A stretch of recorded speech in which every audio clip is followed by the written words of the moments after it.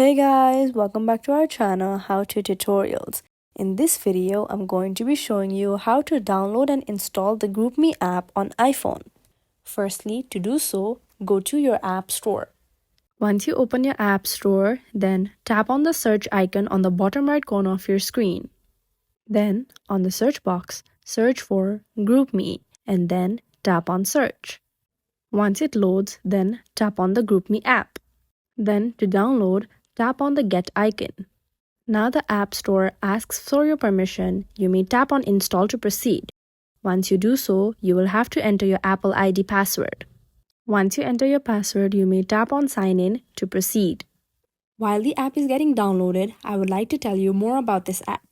GroupMe is a popular mobile group messaging app that allows users to create and manage groups for various purposes, such as coordinating events, organizing social gatherings, or communicating with teams. Overall, this app provides a simple and convenient way for people to stay connected and communicate within groups, whether for social purposes or professional collaborations. Once the app is successfully downloaded, you may see the Open icon. Now, you may tap on the Open icon to open the app.